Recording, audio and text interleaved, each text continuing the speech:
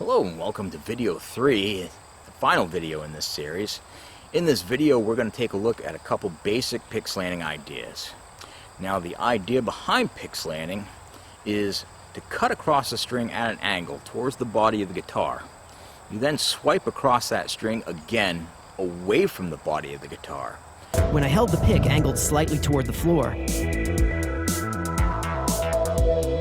and played a downstroke, I could see that the pick tended to bury itself between two strings. For example, if I did this on the G string, the pick would end up trapped between the G and the B string. If I wanted to move to a new string, I would have to use string hopping to lift the pick over the string that was in the way.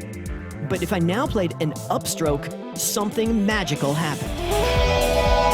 The pick rose above the guitar body and broke free of the surrounding strings.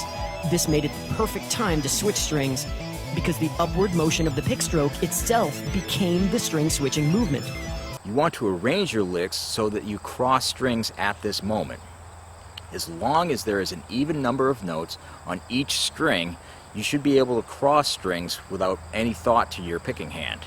So without any further ado, let's jump in. So this is a triplet riff. I'm playing in B minor pentatonic, so we're going to start on the 7th fret. I'm going to use a classic pentatonic box.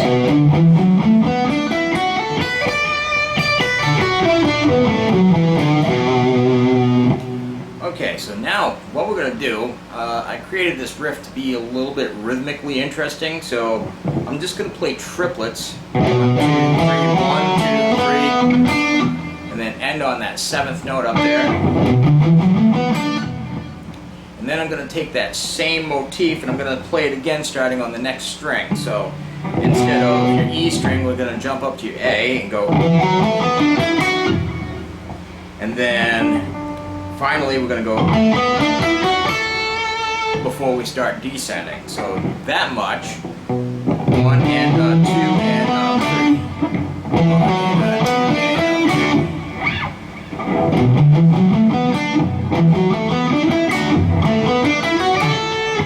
And then on the way down, I start with the same rhythmic motif. And then this time, I'm going to keep it going. So you got 1 and 2 and 3. And then 1 and 2 and 3 and 4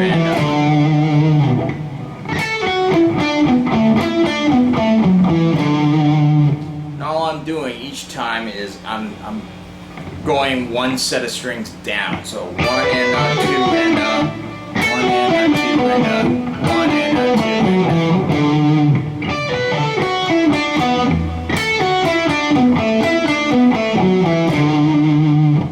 okay, so the whole thing together slow.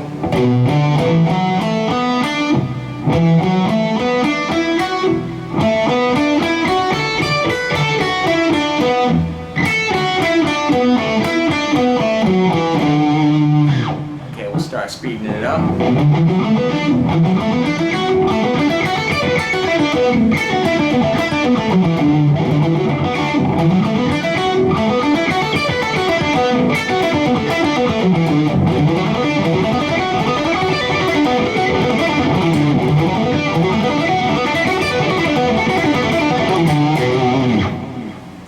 Okay, so when I'm playing this riff, you'll notice I'm actually starting with an upstroke.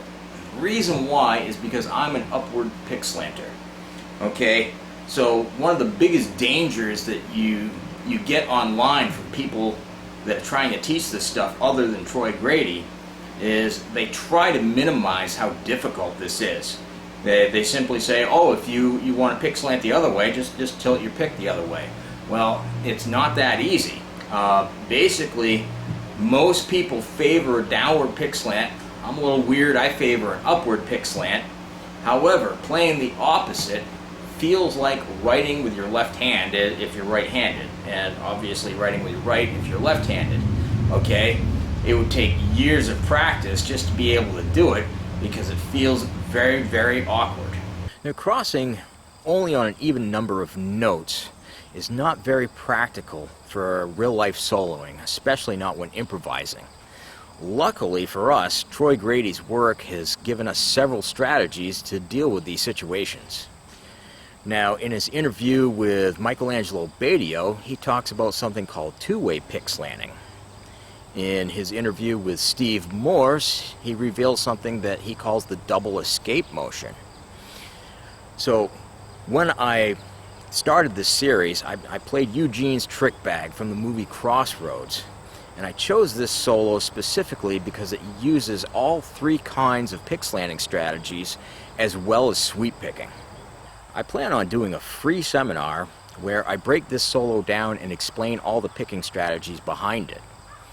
The seminar, the date and time will be announced on Doobie's Music Facebook page. And just drop him a line and let him know that you're interested. I hope you enjoyed this video series, and we'll see you at the seminar.